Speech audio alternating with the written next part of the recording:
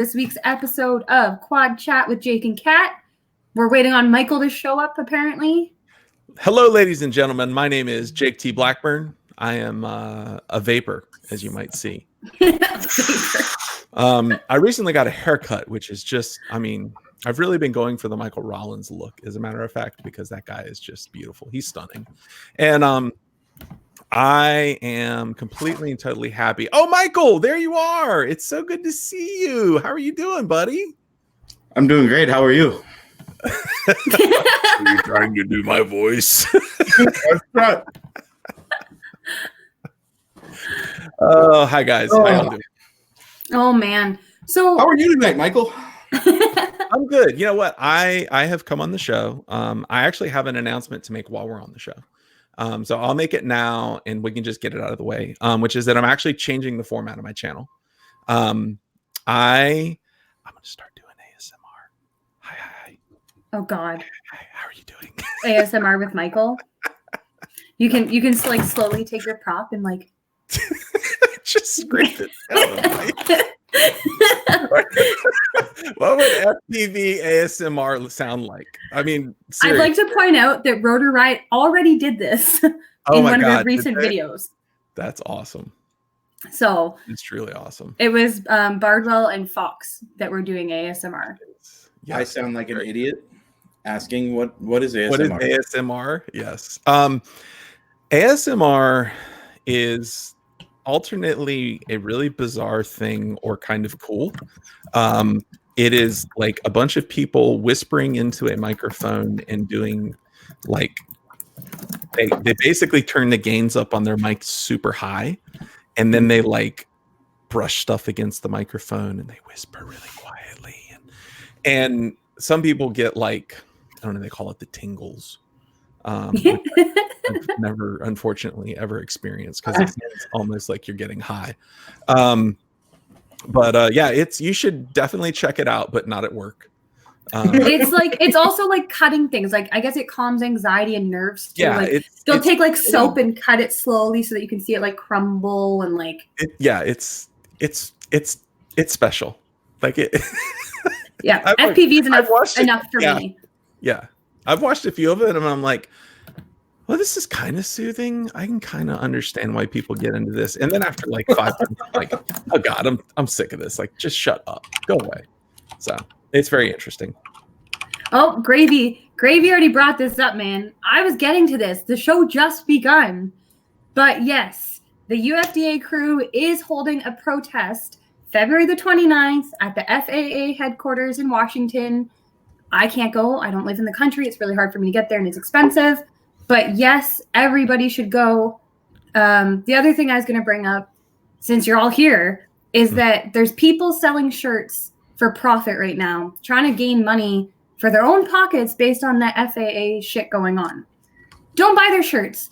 Go to UFDA crew, buy their shirts, because when you buy the shirts from the UFDA, you're promoting their fight against the FAA, and they're not profiting from it.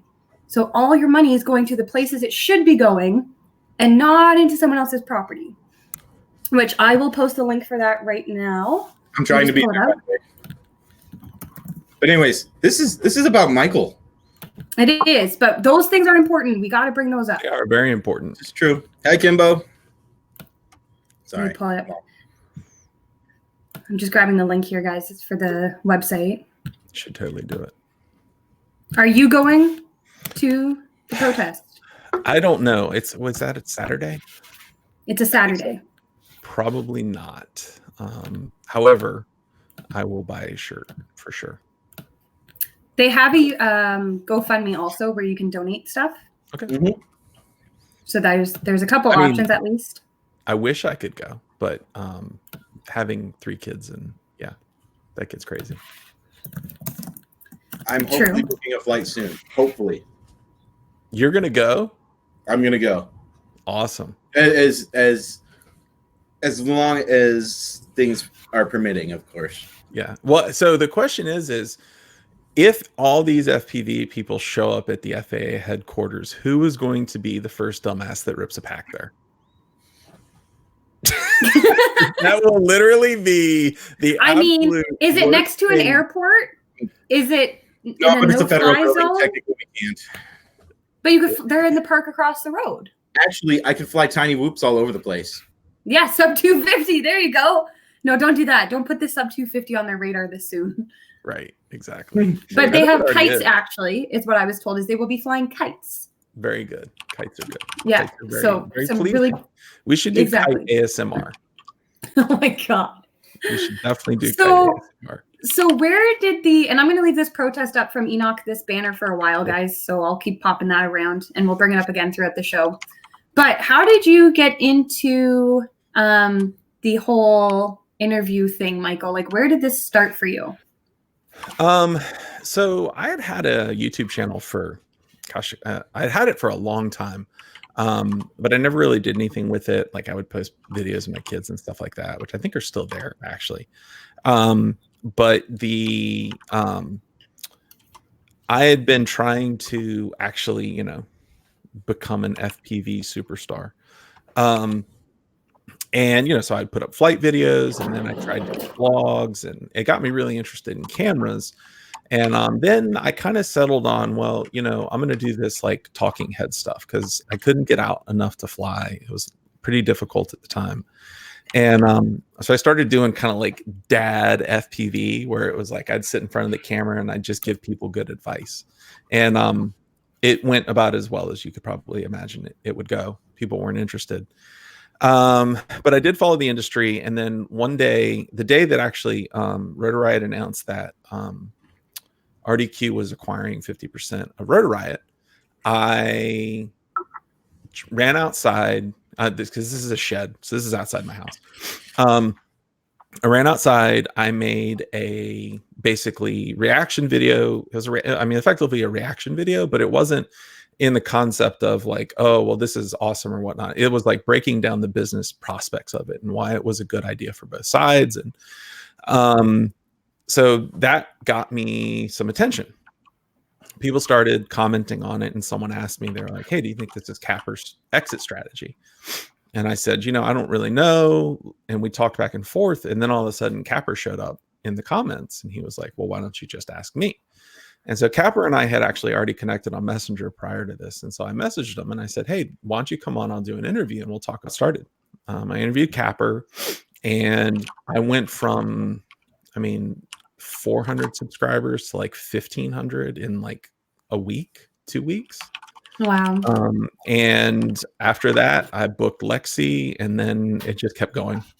How come you didn't do Chad? Like, if this is going to be a thing, people are going to actually want to hear about why their cats jump on the desk, right? Like, if you he have wants to be on TV, I can't help it. Wants to be on the desk all the time, and what that really, honestly, is that is a feral instinct where the cat is trying to eat you. Because if you die, it's not even the desk. He literally has to be in front of the webcam. That's it. That's all this cat wants. Every show is to sit in the webcam. I want to be in front of the webcam. He's just it's Nitro. It's what he does. Yeah. So anyways, I decided, I was like, well, if I'm going to get to talk to all these people, like I might as well find out what their stories are. And eventually it just became like, half the time now I feel like we don't even talk about FPV, we talk about the person. And I think that's a lot of fun for me. And a lot of times I ask the questions that I'm interested in. And it just so happens that a lot of people are also interested in that too. So it's worked out. Gravy wants you to interview the cat. So, all right. So we need to come up with some questions for the cat. So what are we going to ask the cat? 3 to 4 topics that we can talk about the cat with. So the first topic that I would definitely ask the cat is, hey, kitty, does the other cat keep your litter box clean? Siri's apparently, because I'm cat, so does cat clean the cat? So does cat clean your litter box? Is the litter box clean? And do you feel like you are respected and treasured by how she does clean the litter box? The next question I would ask is, cat, do you have some place to scratch? And thirdly, are there any weird antics going on in the house? Been married 4 years, no telling what's happening. So that'd be where I'd start with the cat. Do you want to answer questions? Come on then. Cat, come on. Hurry up. This is your window of opportunity, dude. Cat's camera shy. So Now apparently he's like, no, I don't want it when you want it. Yeah, the cat's like, oh my God, he wants to ask me questions. There you go. All right. You guys sit for your interview, Nitro. Apparently it's about you now. Oh, hold on. Come here, Jess. Oh gosh. Come here. I'm not We're gonna show putting pets an now. animal on screen. Over here. Where are you? He's so happy. Where is you? What is on your mind? But you know, that's a good one, Vampire. Vamper's right. No. Seriously. We've lost our guest. He's chasing an animal. Forget it. A give up. butcher, I will allow that. That's a funny joke. I give up. I give up. Did you do that like 4 or 5 more times for me? Just spin in circles or that. Yeah, just spinning circles chasing the dog. Normally the dog jumps right in my lap, but no, the dog wants me to chase her around the house, the shed. Right. So the cat says hi. He says he's Hello, very cat. happy and sleepy and purring, and he just chill. Very That's good. Nitro. That's what he does. He has come flying with us actually once. Well, with Rich. It was before I flew. I brought him to keep me company. And I did. And the cat didn't like it. No. Yeah. No. No. Yeah, Rollins is rolling away. That's a joke. But anyway, back to the actual interviewing of you, because that's what we're here for. Jake, I think you had a question or two. So how much actual wow, it's gone. Train of thought. The word is gone. Flying? No. Research? Yeah, how much research do you actually do before actually interviewing these folks? Like for instance, Go ahead. like for instance with you, I've watched like a ton of your videos, of course. And I mean, I've actually gotten to know you pretty personally, which is pretty cool. I enjoy that. But I like to do a little bit of research beforehand and get my digs going. So like for instance, that interview with Drib that we had. Yeah. I knew a little bit more than I probably should have about Red Cat before I don't even think Drew knew I knew all that stuff.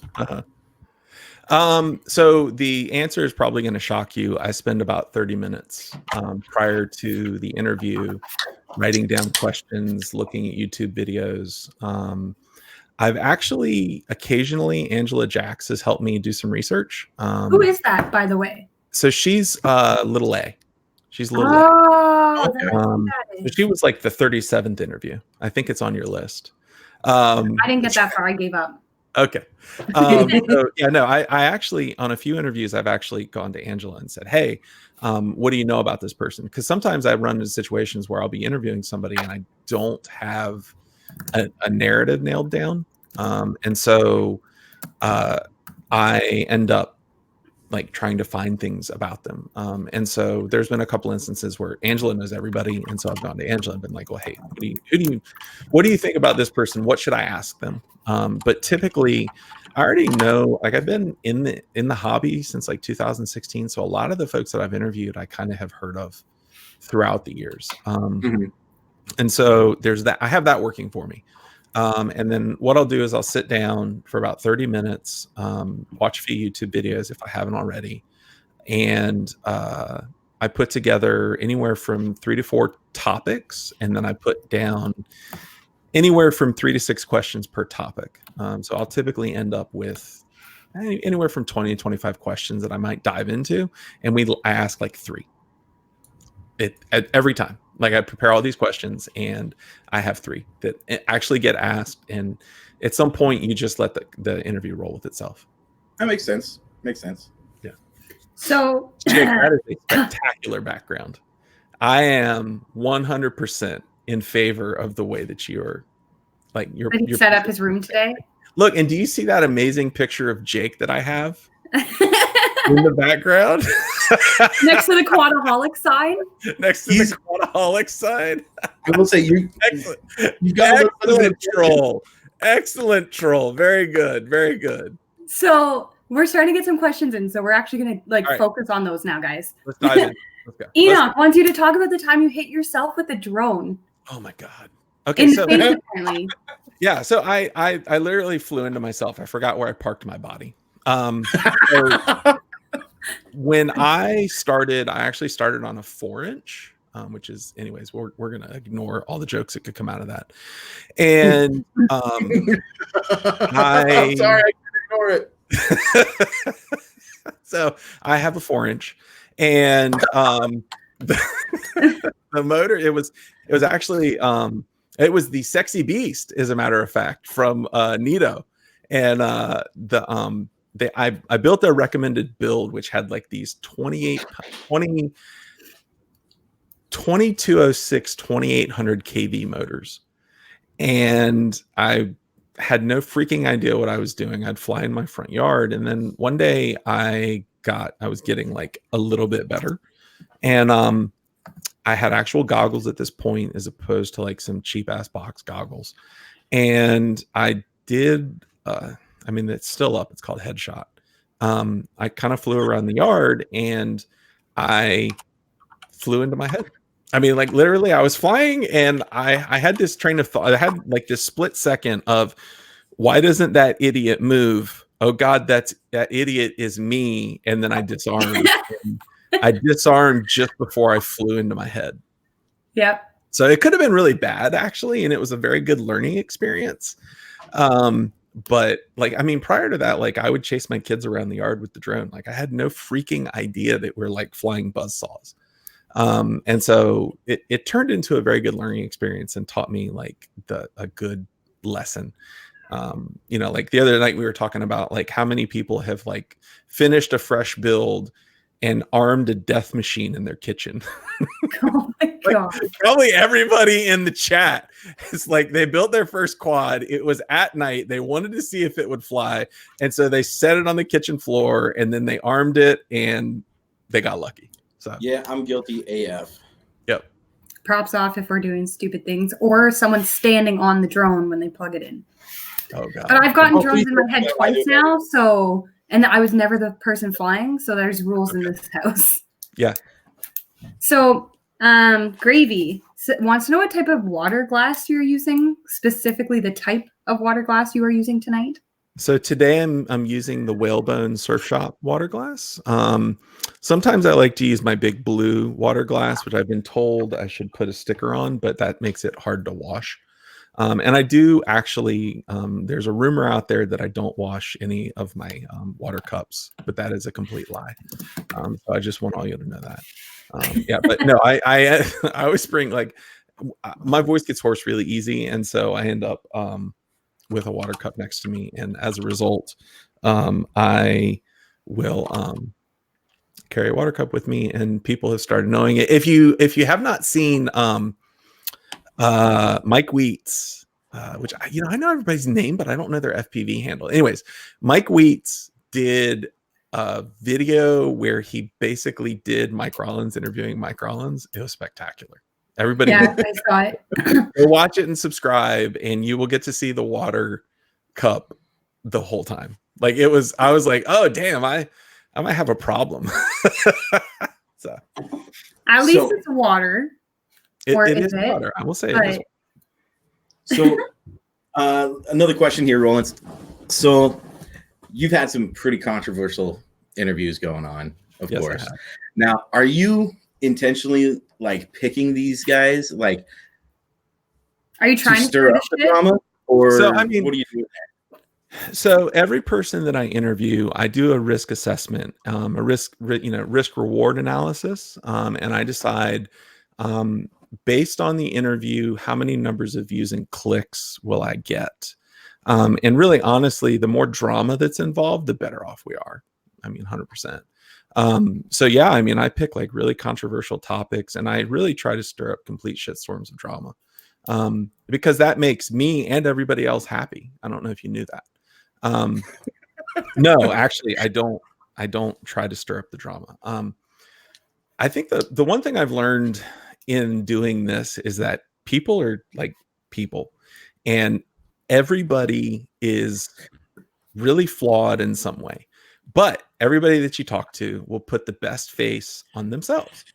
And so I have run into situations where, I mean, people tell a story, but they tell it slanted.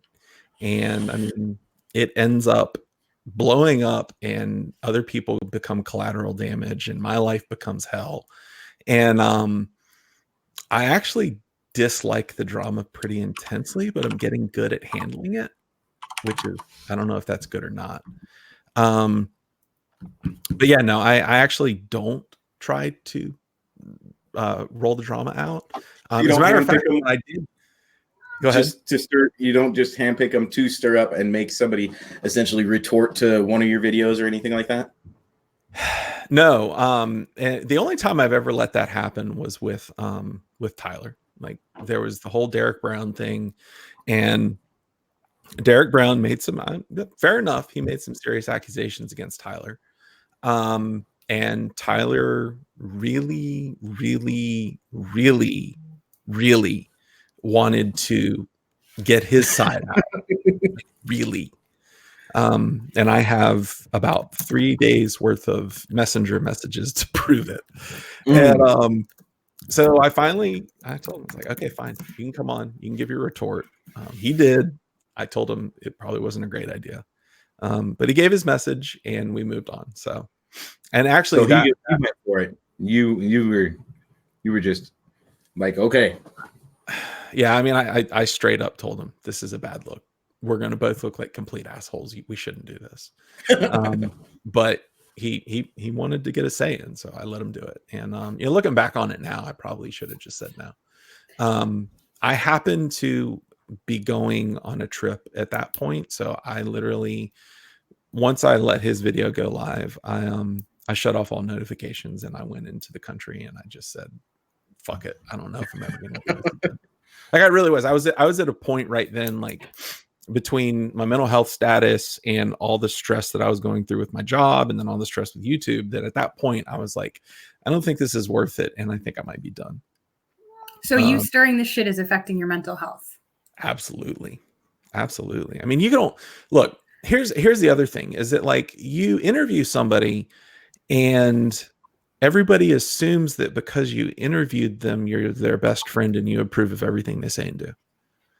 And you immediately get rolled in with everything that person says. And I have unfortunately had relationships just burnt to the ground because I interviewed one person and they said something about another person, and somebody got hurt. And I'm not even like butt hurt. Like, I'm not even saying that. Like, somebody literally got like wounded, and it just, I've had relationships go completely south because I interviewed somebody and it turned into a drama fest and I didn't want it to. So. Keg FPV wants to know, what was your most favorite interview out of all the ones you've done? One. So number one, Keg is a local guy. So hello, sir. How are you doing? It's good to see you. I think my favorite interview out of all of them was the second Chad Nowak video. I think that was probably the most authentic that I've ever been. And I think it was the most authentic that any of my guests have ever been. And I'm guessing you're relating that to like the mental health issues. Yeah. I mean, I mean, for me, and I don't want to pull this into mental health unless you guys want to go there, but like, for me, it was my coming out, if you will. I followed Chad's lead. Chad had been very open about his mental health problems before. And, I had been going through a really hard time, and I realized, I was like, I've been hiding this for all my life. What happens if I don't hide it? And so, Chad and I discussed his depression and my bipolar on the episode that we did. And there was a piece of drama that stemmed from that there was a big one. Like, and to this day, I feel horrible. The memes are still going. I feel horrible about it. So Chad and I, throughout that portion of the interview, we talked a lot about suicide. Chad had a plan. He was buying the things he needed to enact the plan. He was going to kill himself.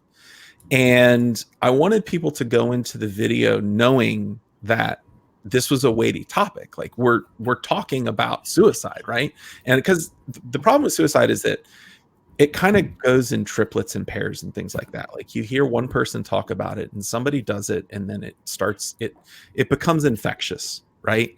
And so I wanted people going into it to know that, like, hey, if you don't need to hear about suicide, this is not the video for you. So I titled it Chad Nowak: Suicide. I never stopped to think about the fact that Chad's known to have been depressed and had some mental health issues, and that people would think that I was A, callous enough, and B, in the know enough that I would broadcast on a YouTube channel via whatever that Chad had killed himself. But that's what everybody thought. And I think I had the title and the thumbnail were changed within 15 minutes. Like, it was that fast. I went on and I personally apologized to all the people that had thought he had killed himself. Bardwell kind of made an issue of it. I went on his post and I said, I'm very sorry. I apologize to everybody in reply personally. Thankfully, Bardwell took his post down. We all kind of cleared up. And then all of a sudden, people started watching the video. And the outpouring of thank yous that I've had in private from that video has been unreal. Like, I cannot tell you the number of people that have reached out to me, some of them known, some of them not, that have said, thank you. I have struggled with this for all my life, and I thought I was the only one. And all of a sudden, it's like uncap this thing where I'm not trying to like become like welcome to the Michael Rollins show. We're going to talk about mental health because everybody's what was that quote about you? You're Mari, Dr. Phil, and who was the other one all together? Yes, our friend Timmy. Timmy. We won't mention his last name. Just Timmy called me Maury Povich, Dr. Phil, Jerry Springer, toxic white trash. I think is that was it. Which, I mean, like in terms of insult, that's a pretty good one. If he had thrown a goat in there, it would have been much better. But you can't ask for perfection on the first try. Yeah, but anyway, so that that interview was actually like that was just a really sincere, really good video. And I've had a lot of people reach out, folks that have struggled with mental health, folks that have been caretakers of people with mental health issues. Because what people don't realize is that it doesn't just affect the person that is struggling with the mental health issue. I mean, there's almost always a caretaker. There's somebody that is helping them along. My wife, for me, for instance, and like I had one patron. He was a brand new patron, reached out, and he's an ER physician. And he said, I cannot thank you enough for talking about this. He said, I see people come into my ER on a regular basis that have OD'd or tried to kill themselves. And it's awful and it's terrible to sit there and watch their mom watch them die. And so I was like, okay, like I did the right thing here. So that one was my favorite. And who is your least favorite? Ooh, I mean, my least favorite is, and like, I want to make one thing clear. I don't have a personal grudge against who I'm about to name. And if I were to walk up to him right now, I would shake his hand and we would be cool. But yeah, the Tyler video, the response to Derek's video was my least favorite. That was the one that almost did me in. So. Who asked this? Gravy asked this. Sorry. Gravy wanted to know, who is your biggest influence that you learned from with your interview style? I don't know. I just did what I thought was right. Like, I mean, I'm like the thing. Okay, so like going back to the drama question, right? Like, oh, you just do this to stir up drama. I'm like, no, I actually do this because I want to learn about people, and I like asking people questions. And what I found is that if you ask a question and you sit back and you just listen, they just keep talking, and you pick another thing. You're like, well, you talked about this. What do you think about this? And it becomes like a stream, a thing that just moves from point A to point B. And all of a sudden you're way down the road, and that's when you know you've got a good interview. So fair. Why do you edit your interviews? Like, why did you never do the live that we kind of obviously took now as our thing? Yeah. But like, how come you never went live? Why do you like to edit your interviews? It was just an accident at first. It was just what seemed to make sense. The first interview when I did it with Chad, Chad actually recorded it, and I edited it up. I chopped it into pieces and put them out one at a time, because Chad and I in that first interview talked for like 2 hours. I was like, I'm not going to put out a 2-hour YouTube video. And I realized that there was some power in that, because number one, since it's not live, it provides a level of intimacy that you're not going to get live. Like, and I think most people know this, but if they don't, I give my interviewees control over what goes out and what doesn't go out. To the point where if we're in the middle of an interview and they say something that they don't like, or they want to rephrase it, or they realize they're talking about something that they shouldn't be talking about, they can throw the time out, and that does not air. It won't. I've got whole episodes from very famous people that once they thought about it, they said, I'm not comfortable with that. And so they're sitting in my, they're sitting uploaded with 0 views, be huge episodes, but they'll never get released. How many?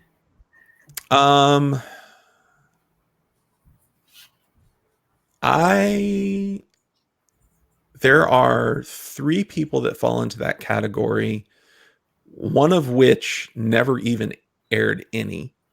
And I told him that I would come back around and we would interview when he was in a better place. And then there's 2 other episodes that probably will never air. Vamper wanted to know if the reason Chad stopped the late night FPV show is because of the drama with your interviews. Oh my God, no. Oh, that we do another question yep. No, like as a matter of fact, like apparently people don't get my sense of humor sometimes.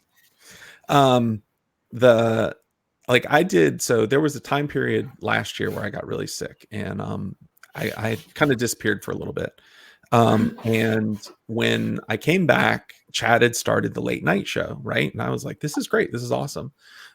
It's a sit down talk TV format. Like, it's a totally different thing than what I'm doing, which, by the way, like, you guys doing live is a totally radically different thing from what I do, right? Like, we're not even competing in the same space. And I think that people, like, some people have gotten defensive. They're like, oh, well, there's all these new interviewers showing up and they're trying to take your territory. And I'm like, no.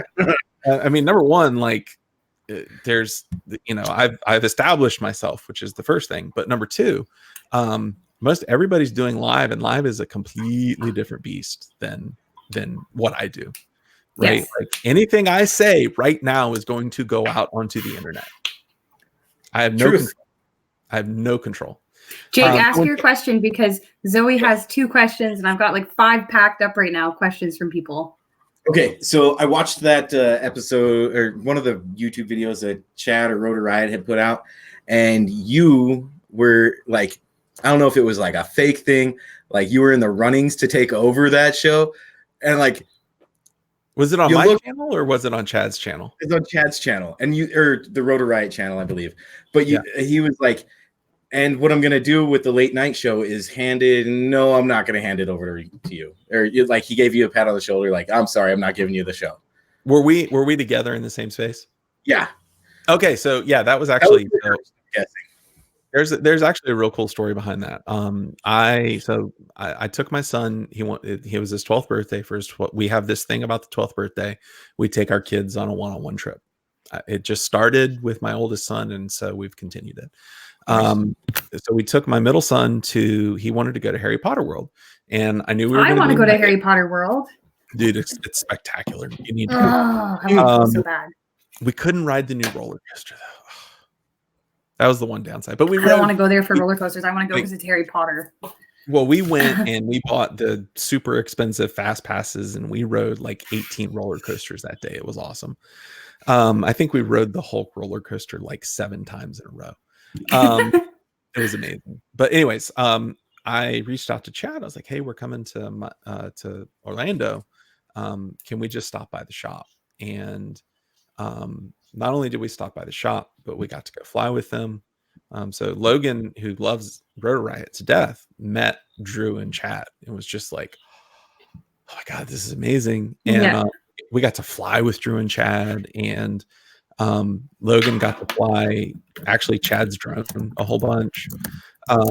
And then during that time, we actually filmed what you saw, and it was a total joke. Like, it was a total joke. Okay. Okay.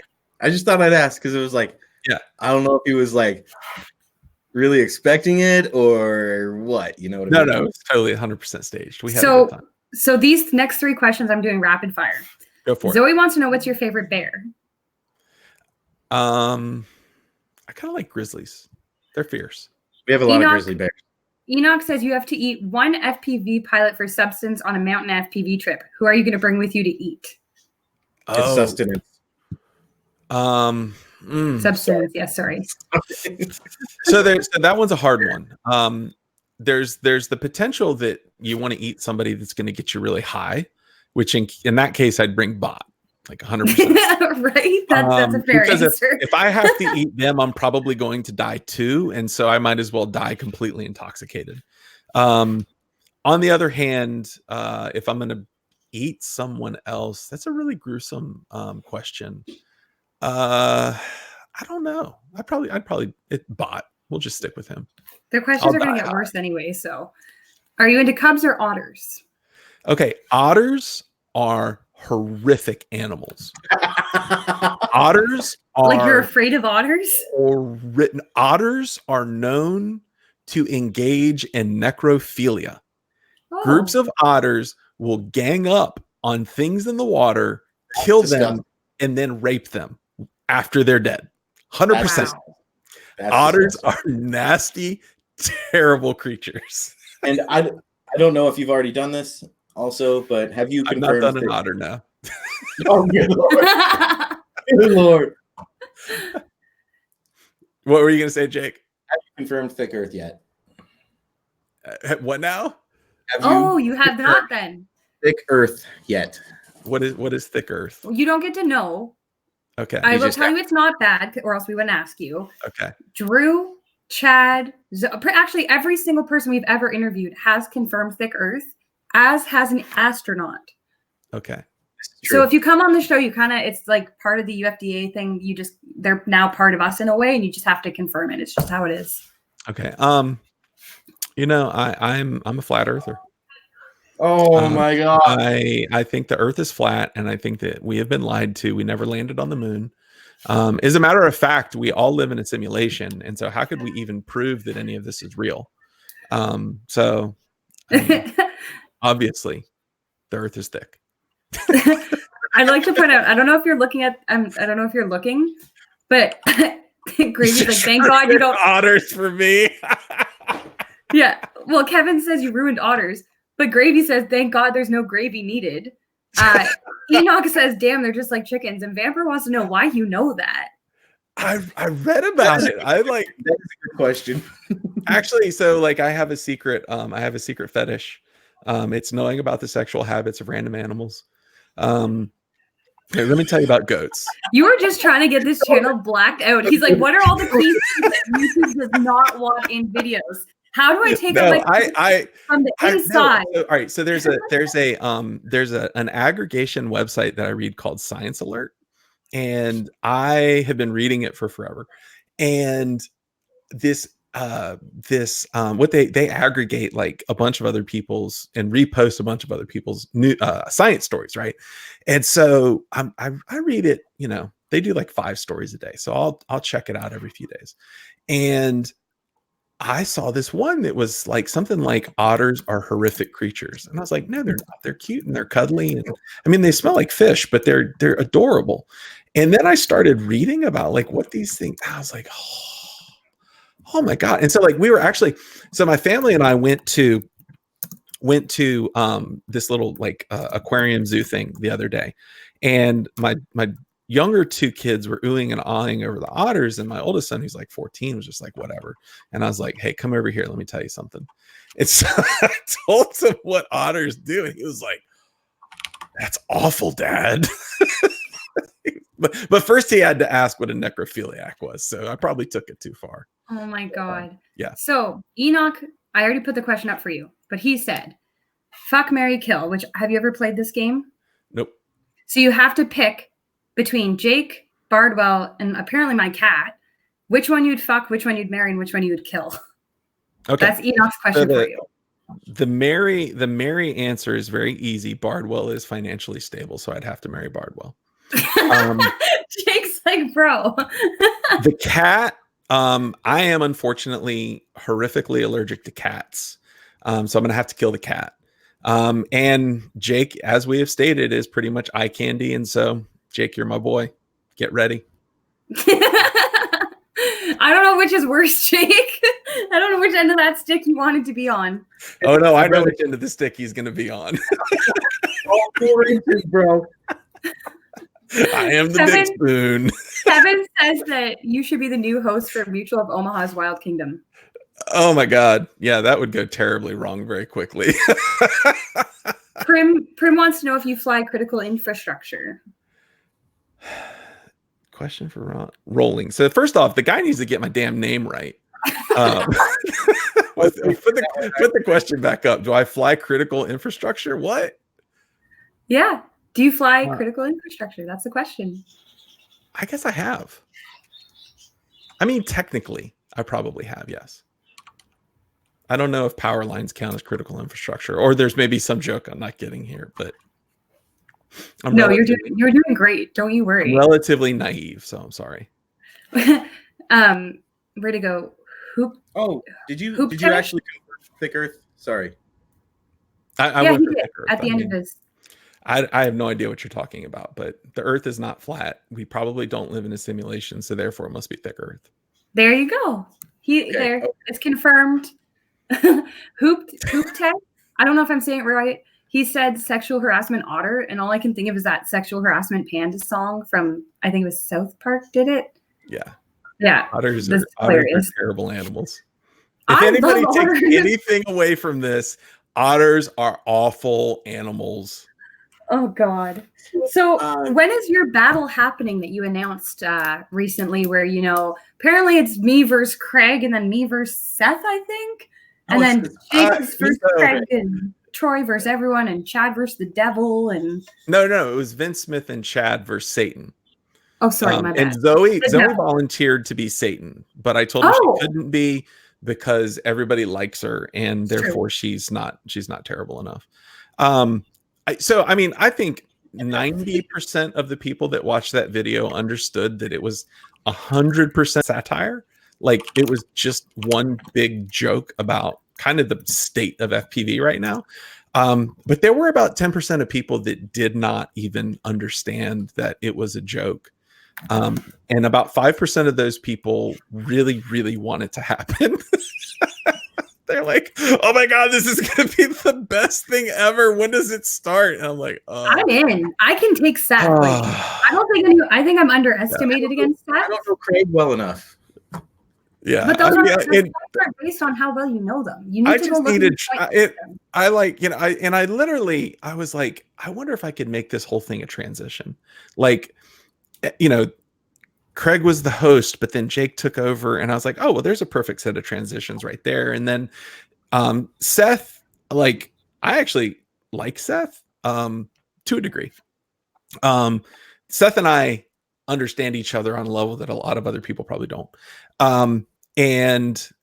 But it's pretty well known that Seth doesn't like anybody that's at all associated with Rotor Riot, and you guys have become dubbed as associated with Rotor Riot. I don't know if you know that or not. We did some interviews. Right. I don't know how that's an association. I mean, I got called a Rotor Riot shill from a few people for quite a while. And then I pretty much blew that up with the Kevin interview. Yeah. We've got a good point here from Scarecrow. Everyone loves David Grohl, yet he played Satan in the Tenacious D video. All right. Well, we'll have to think about Zoe Satan then. Good good point. Is she a good actor? I have a feeling Zoe is a great actor. Tony, I was actually going to say, that was a good question. Yeah, Tony says, if you're stuck on an island for 1 week, would you rather be with Seth or Lance? Lance is a whole lot funnier. Just straight up. I don't know if you follow, like, if you can follow Lance on Facebook, he's hysterical. Dude posts gifs all the time that are just absolutely drop dead hilarious. I don't follow him. Yeah, they're both actually really funny, but they take it too far sometimes. So, whatever it is. You should at least have one set of deathmatch interviews, just so you know. Yeah, Kimball even says he was excited and now you've disappointed him. Well, okay, so if you guys wanted me to deathmatch someone, who would I deathmatch? No, you got to do what you put into place. Like, make it happen. Seth and Maddie Stunts. Yes! Yeah. Oh, let me just tell you. Claps here. No, that would not go. Well, number one, Seth refuses to come on camera. Hold on 1 second, guys. Ladies and gentlemen, this is Jake T. Blackburn. I am live being interviewed by Kat and Michael. And I just want to say that Kat's coming with some great questions. Kat is 100% coming with some great questions. Michael's just a little bit weak sauce. I'm sorry. I know that there's been a bromance going on between the two of us. Unfortunately, Michael really he just doesn't do it for me anymore. And, he had to pick the, Mary, am I allowed to say fuck? Mary, fuck, kill. And he picked me as he seems to think I'm like a piece of meat. I don't understand. So listen, I just want to let y'all know that the bromance between Michael Rollins and I is over. And anybody that is seeing this, I'm very sorry. Like I said, this is Jake T. Blackburn. I still can't find my vapor. Listen, that's it. I'm sorry, guys. I know you're all disappointed. It's like when Jennifer and Brad Pitt broke up, but that's in a high regard. Jake T. Blackburn out. Bye. See, this is a fair point. He's not a YouTuber and he has no desire to be a YouTuber. He just flies. And I can respect that, honestly. Like, genuinely, I respect that because most people that just fly stay out of the drama. There you go. Shoot, I think I just posted that to my my personal page. I just posted that to my personal page. You can't even troll properly. We got you that frazzled. That makes me happy. Is that how frazzled you are? All right. I told you your face would turn. You'd blush sometime. So Seth is here. That's whose comment I just pinned. Seth, if you haven't figured that out. What did he say? He said he flies. He's not a YouTuber and he has no desire to be a YouTuber. But the point I was making before you've trolled badly was that most of the time, people who say that are doing it because they're avoiding the drama. And yet Seth seems to be involved in a lot of drama. So I don't know. All right. So number one, I 100%. Like, their flying is perfectly fine. Not posting it to YouTube is perfectly fine. I understand that Seth doesn't want to get in front of the camera. I get it. Like, some people are just not fit or made or scared of the camera. And that's not me calling him out. By the way, Seth has a standing invitation to walk onto my show at any point. He has chosen not to, and that's fine. I think, for a long time, I vilified Seth in a pretty big way. I kind of blamed him for a lot of the divisions in the community because I was like, there's this whole Road Riot thing, and then there's Road Riot Official, and they took the name and yada, yada, yada. And then one day I had a pretty long and pretty in-depth conversation with Seth, and I realized that he and I had a whole lot in common that I did not expect. I won't share what it was. It was a private conversation. But it gave me a little bit of a different insight on him. And I will say this, the whole Road Riot Official group, I think I could walk into a gathering with them and I would have a great time.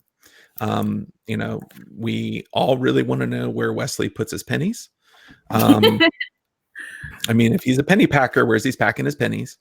We were hanging out with Jason Kennedy the other night. Like, actually, a lot of them are a lot of fun to just roll around with and just kind of mess around with each other. The only problem I have is that a lot of some of like 5% of what they do is directed in a destructive manner at specifically Rotor Riot. And it's part of me just wants to be like, look, y'all are a pretty fun group of guys. Just let it go. Like, why do you have to be so hellbent on destroying someone else? And that's really the only beef that I have with Seth and with Lance and with a lot of those guys, is that like they want to destroy someone else. And I'm like, just let them be. Like, you guys could be your own entity and have a lot of fun, and like, you don't have to be bent on the destruction of someone else. Straight up. Which brings me to a question Hadley asked a while ago, actually, which he wants you to just give a raw answer. Like, don't think too hard, just your true, honest feeling about this. What do you think the true commercial objective of Rotor Riot as a company is with the rollout of the remote ID? Rotor Riot is trying to make money. Red Cat is trying to make money. That probably is not in any way associated with remote ID.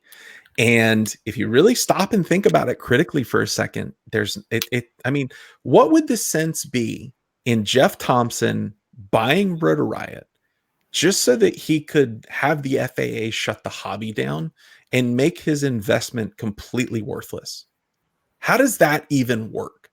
Like, I mean, let's just apply some critical thinking skills here. Like, if you're going to spend, what was it, $2.9 million, something like that, on a company, and then engage in subterfuge in order to shut it down in 3 years, why? What's the point? Like, why are you going to spend that money in the first place? And I mean, everybody wants to, say that Jeff Thompson and Chad Kapper are these Machiavellian, terrible people, and that they're trying to do something. But I mean, look, they're businesses. They're trying to make money.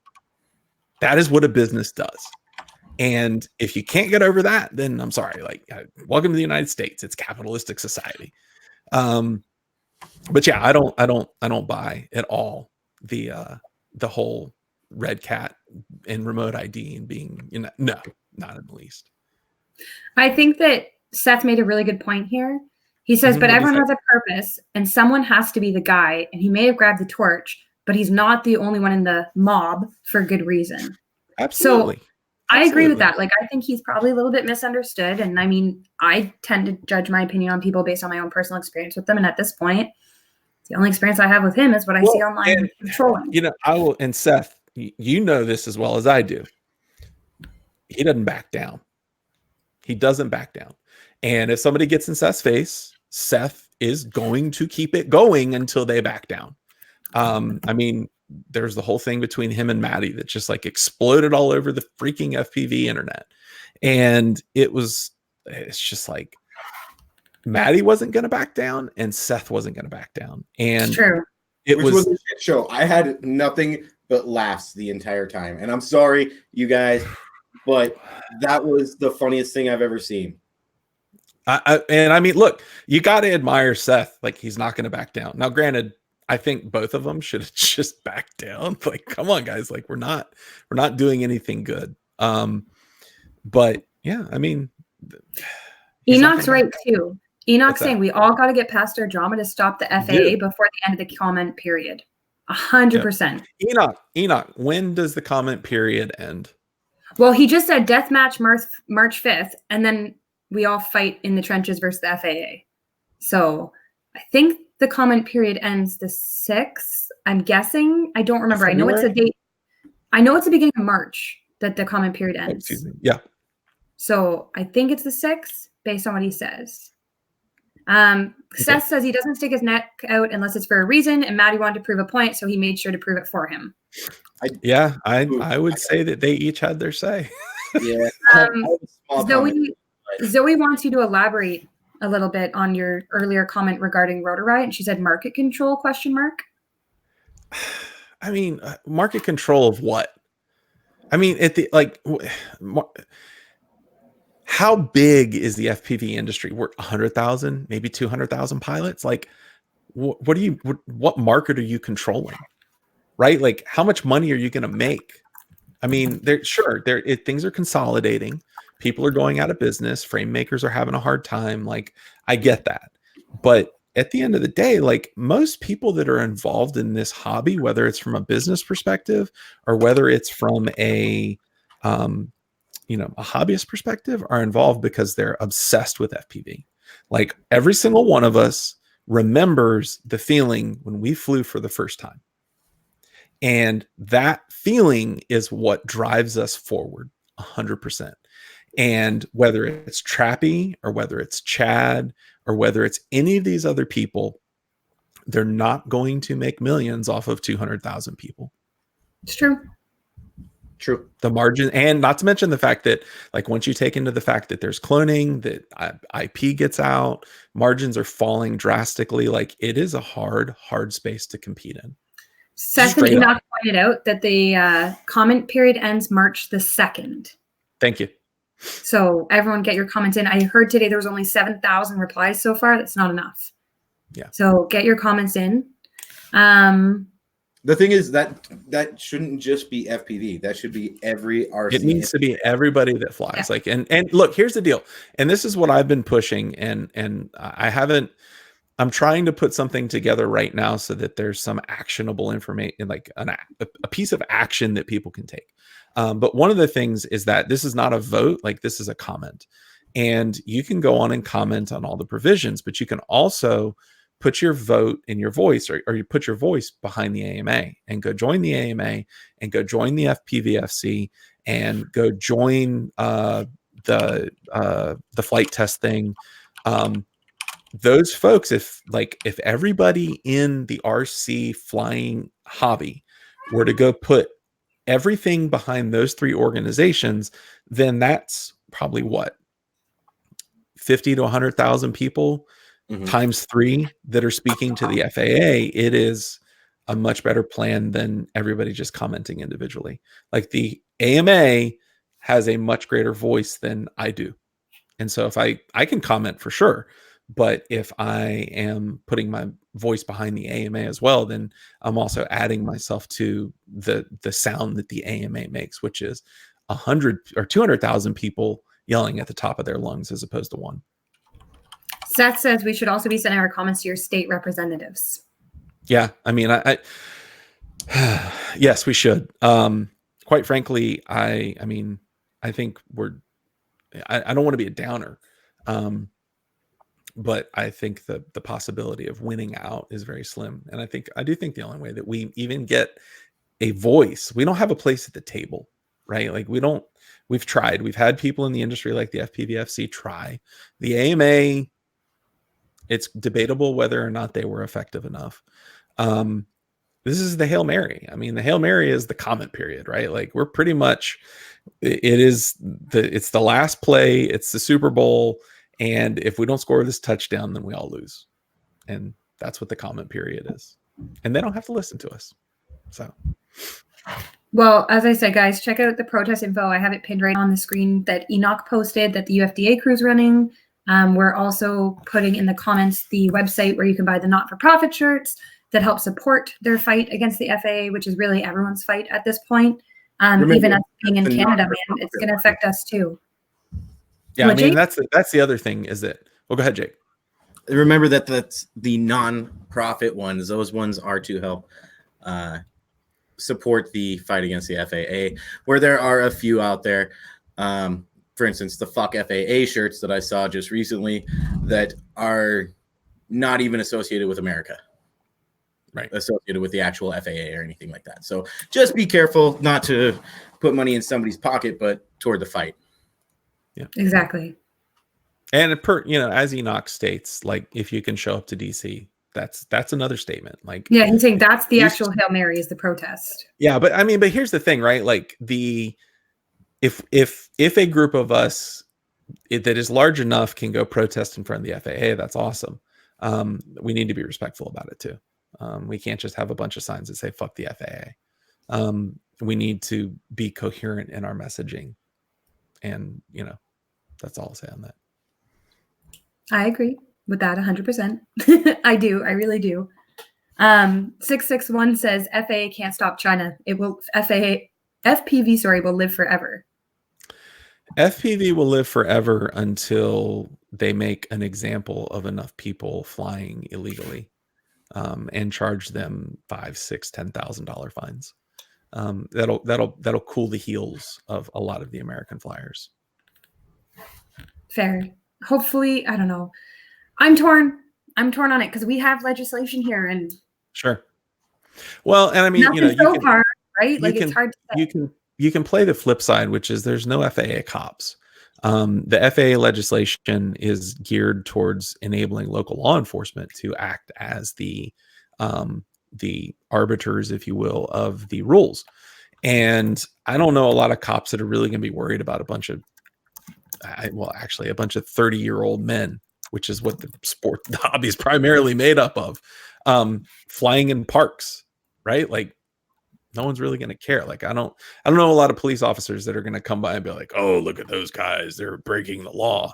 So, I mean, there's a question of whether or not it'll be enforced.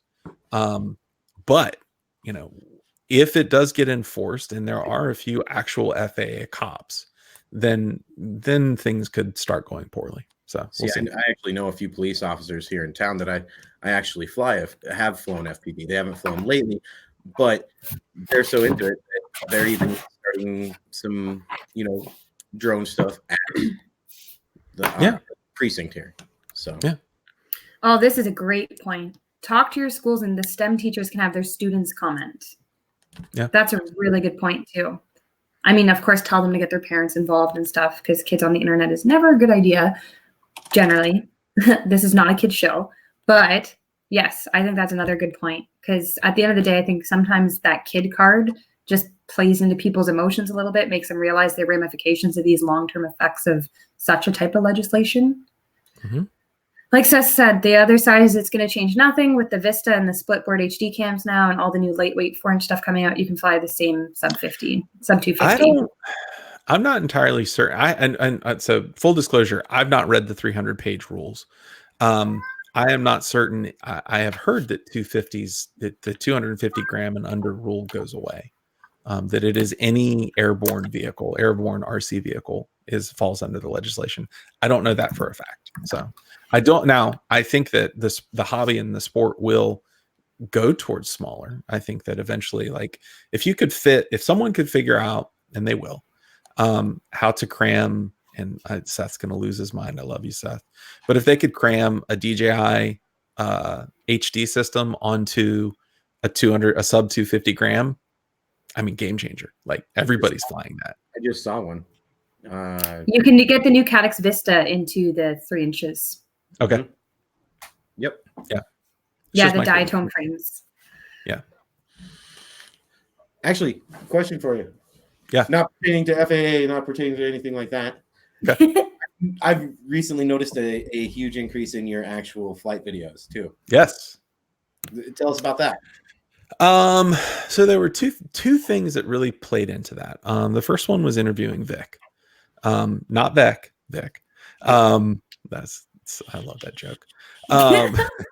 So where's Lance Wolf when you need him? So I interviewed Vic, and there was just something about watching him fly, hearing him talk, interviewing him, getting into his mind. And I was like, I went out the next day and I flew, because I was like, you know what? I hadn't flown in months. And so I went out the next day and I flew, and one thing happened. And when it happened, it's like all of a sudden it unlocked something in my brain. If you watch the video right after I interviewed Vic, I was messing with trees. I was trying to do dives, which were terrible at the time. But I come up over, and I've had this field that's just down the road for me, is where I fly most of the time. Most of my videos are there. I'm trying to get away to other places. But I come down off a dive. I bounce over myself, roll backwards, and then do a backwards, just a backwards flip. And that's the first time that I ever saw myself chain something together. And I was like, oh, That's how you do it. And it ever since then, it's just kind of clicked. And I don't know what else. I don't know how to say it. I've known how to do all of these tricks the whole time, but I was able to start putting them together and chaining them together. I had one commenter that started commenting on my lines, and I started working on my lines, and they got better. I'm not an awesome pilot by any stretch of the imagination, but the other thing that's been really inspirational to me is that like everybody's asking me to go fly more. And it's like, oh, okay. Well, if you guys like, if I'm going to put up a flight video and like, I'm going to get 150 comments on it and it's not drama and people really enjoy it, I'm like, I'll do it all day long. Like editing interviews is boring as crap. Editing a flight video is super exciting. I laughed my ass off at this video. Dude, this one's coming out on Friday or Saturday. Oh no, this one here. Oh, is this one already out? Yeah, this one. Okay, I've got another one from that spot. I think you've seen it, Jake. I can't wait to see that other one, to be honest with you. Like up and live. Double A, you got it, buddy. You hit so much tree.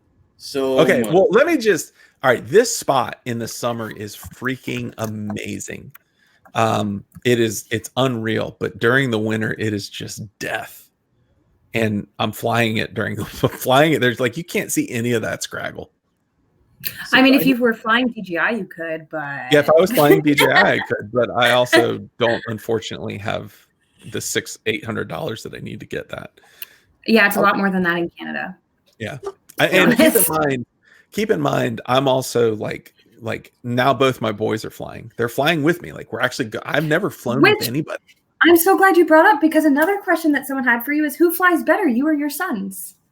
All right, look, you guys, you cannot tell him this, but my middle son Logan is a freaking rock star. That kid is gonna be so good. I was in one of the videos, I never actually put it in, but the latest edit, I almost put it in.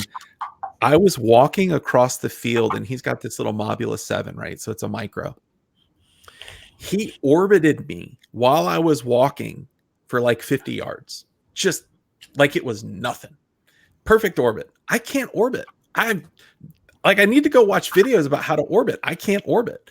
And he's like doing like we'll go on the sim and he's like, oh dad, look at this. And I'm looking at him. He's doing like wall rides with backwards dives.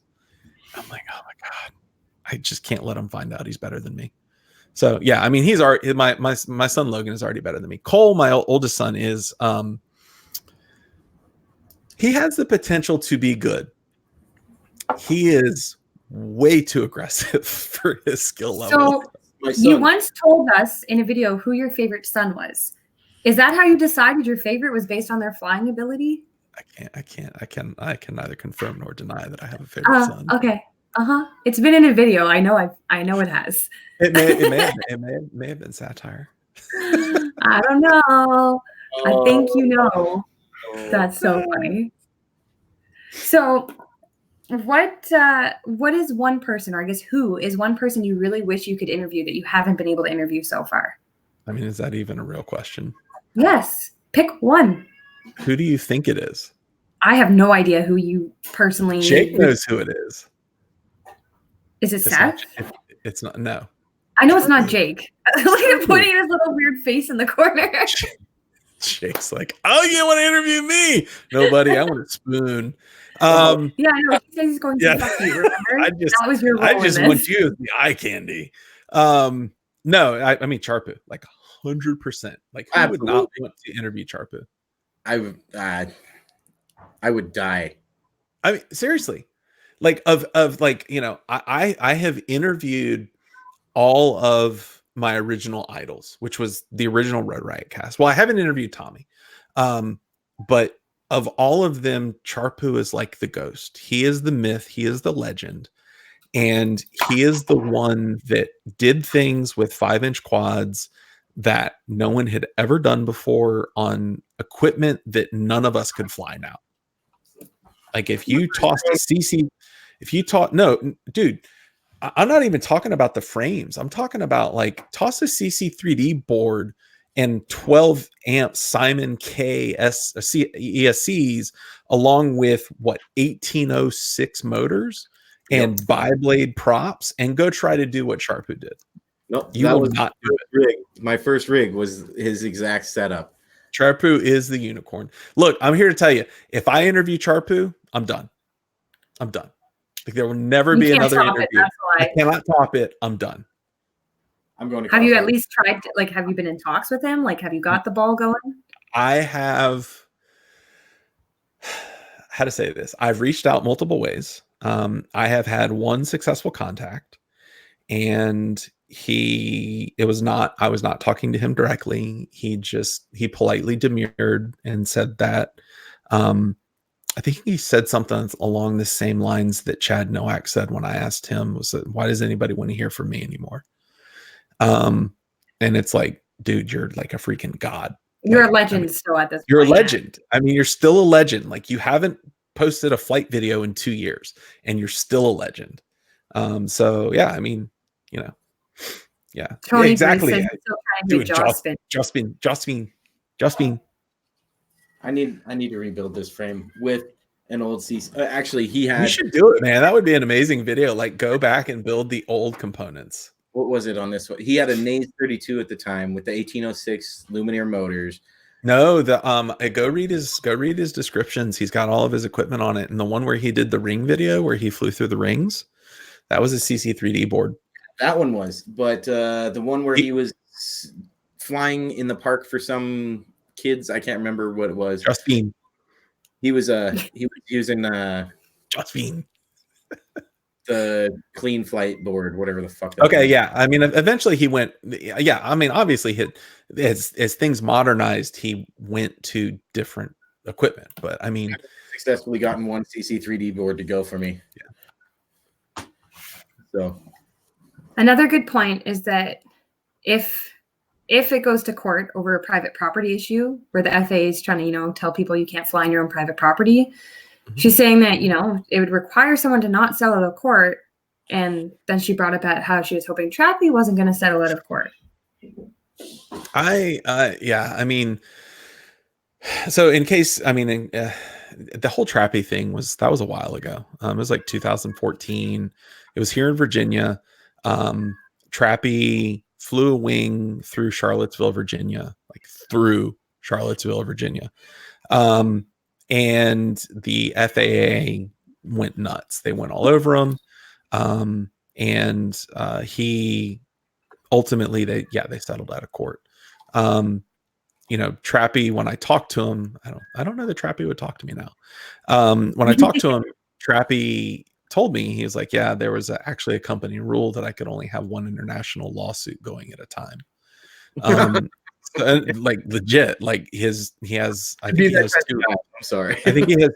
two other owners two other founders that he partners with, and they came to him and said, we can only afford to support one international lawsuit at a time, so you're going to stop flying while you're being internationally prosecuted. So Seth has a really good point. He said if it happened now, he bets that he'd have the backing and funding to fight it because the landscape was different back then. Yeah, he would. Oh my God. I mean, everybody in this room, including folks like Chad Capper, would contribute to fight it to set a legal precedent so that we could all continue to fly. Sure. Enoch has some hilarious questions tonight. He says, Let's do it. This is the last flight you can ever take, you either flying an organ to someone who needs it, obviously, or they're going to die, or you dive the tower in Dubai.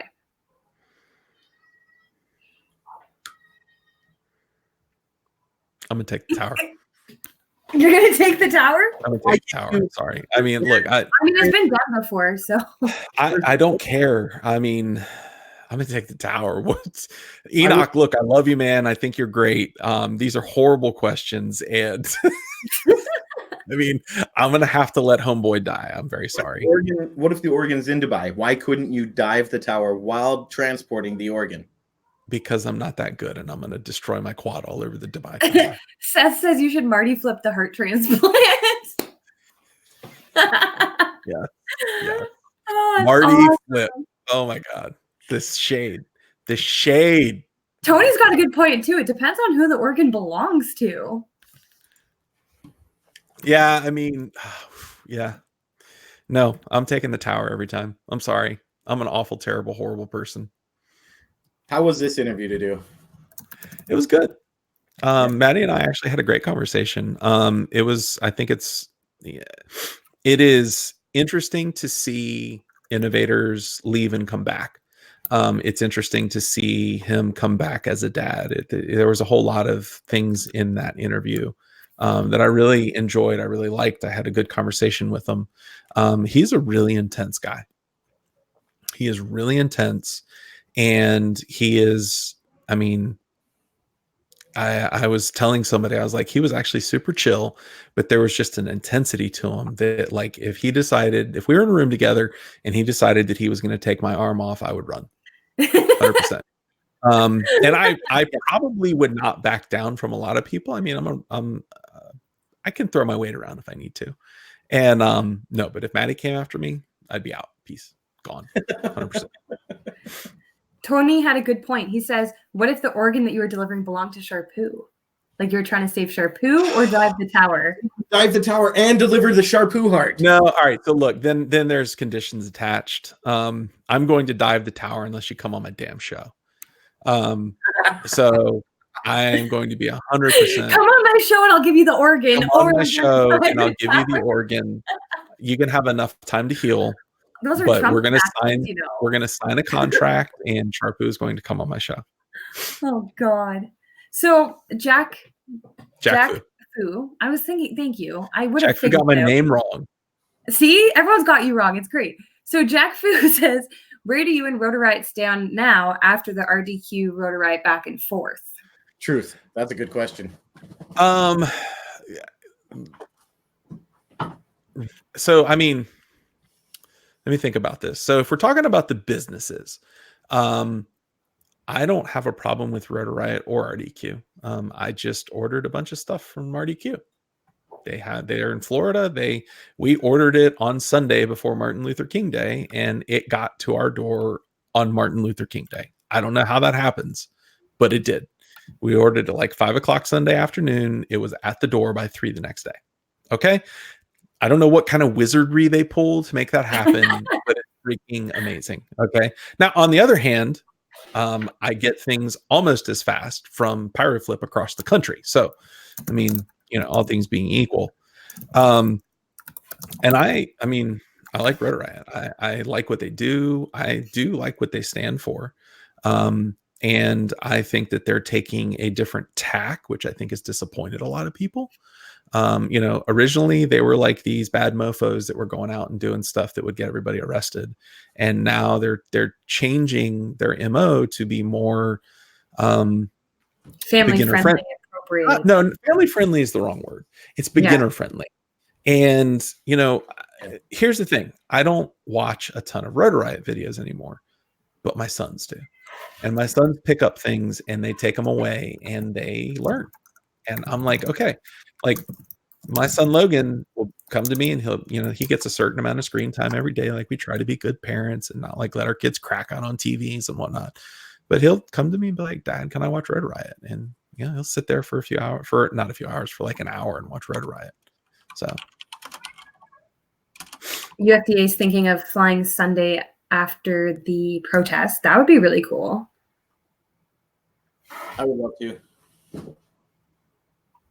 That'd be dope, I think. I will bring 3 quads and I will wreck them all. So I'm just seeing if they have any more. Guys, if you have any other questions, please throw them in. Now that FPV is, that's a pretty big compliment, Tony. He says, if you haven't done so already, subscribe to this channel. Seems like they put on a pretty good show now that FPV life is gone. Some others have to fill in the spot. We're just trying to be chill. That's it. It's just a chill hangout where people get to ask the questions they want to ask people. That's how I feel. So the real reason I came on.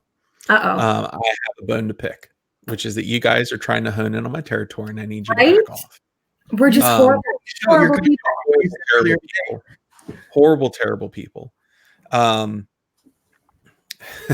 Hey Drew, how you doing, buddy? Drew. Yeah, no, I mean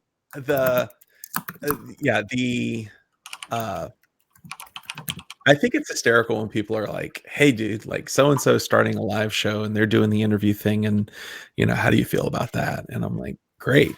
Like, I remember you coming to a show actually, and UFDA said to you, or someone said to you, they're like, "This is your competition. What are you here for?" And you were like, "Sometimes you have to make way for better things." And I was like, "Okay, my opinion has now changed to Michael." I swear to God, that was the line for me. That's when I flipped and was like, "Okay, you're all right." wait, so you didn't like me up until then? I had no opinion of you up until then, but I knew that Craig and you were talking about hater. Listen. I said I knew that Craig and you were talking about doing interviews, and I was like, why would I need to go on his show? Why would he need to come on our show? Is that where we're going with this?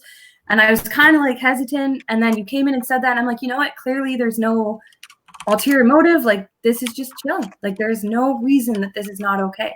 And then we reached out, and that was it, right? Like, you started coming to some shows. You were pretty supportive, and I mean, you've actually, in my opinion, started bringing some of the naysayers and negative people together a little bit. Like, you did an open night recently where we could just join and hang out.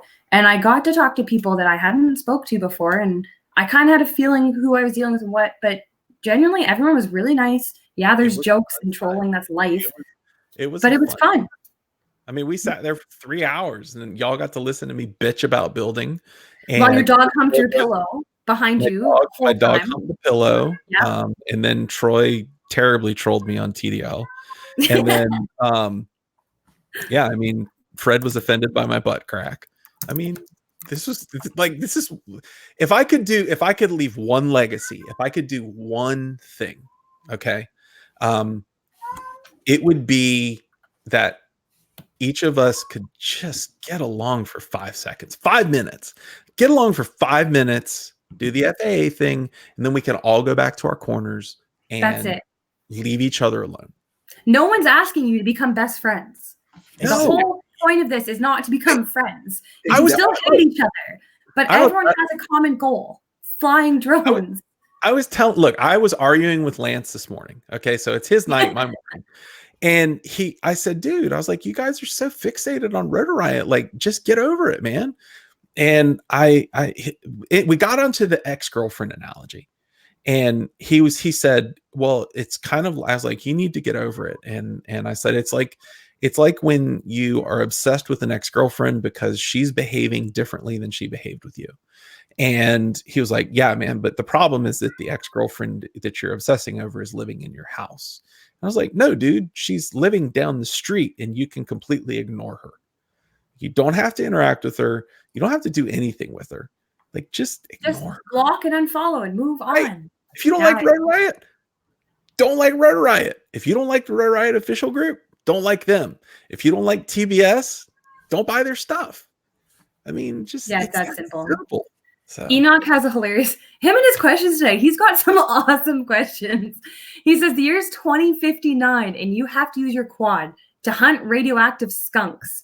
What is the one spice you will use to make it not taste like shit? Okay, so first off, we need to set something here. How many people have ever smelled what a skunk smells like? I feel like that's a silly question. No, I mean, have you smelled skunk spray before? Yes. Okay, you're from Canada. Do you not have skunks where you live? Like, I can go outside right now and probably find one. I had to go to Pennsylvania to figure out what a skunk smelled like. Oh, well, I apologize because in Ontario, they're freaking everywhere. Like, everywhere. Well, I mean, that's where Canada is where all the smelly things go to live, isn't right? that? Yeah, it is. Hey, it keeps the FAA away. Yeah, I mean, dude, I don't know, man. I mean, I would probably go for some ghost peppers and maybe lay out some bait in a certain area and try to lure them in to eat the ghost peppers and then give them an adverse reaction to the area so I can keep my place safe. But you have to eat them, he's saying. I gotta eat you them? have to hunt and eat them to survive, and they're radioactive skunks. What spice are you going to use so they don't taste bad? Well, okay, so they're rodents, right? Are they rodents? They're rodents. They're not rodents. What are they? They're in the beaver family. Something. No, they're in the musk skin, ferret family. They're a mammalia in the order Carnivoria. Thank you, but we need to get deeper than that. It's not enough for you. They're in the weasel family, actually. The phylum and the class are not enough to specify where they are. We need the weasel family. Weasel. Thank you. There you go. Okay, so Weasel probably doesn't taste bad as long as you don't eat their smelly glands. Yeah, you remove their glands. Yeah, so you remove their glands and you just try not to get that all over your hands because that's awful. And then I'm sure that like you eat the front half of it. Go kosher. So, yeah. See, Plummet's a trapper. Plummet gets it because Plummet's he says he's been sprayed by a skunk. He hunts and traps and it sucks unless that skunky is smoke, which Seth brought up that point too. As a kid, you're like, ew, it's a skunk. And as an adult, who's smoking? Where's the weed? Right, yeah. Oh my God. Parmesan was the only answer. It's true. Parmesan is the only UFDA approved answer in most situations.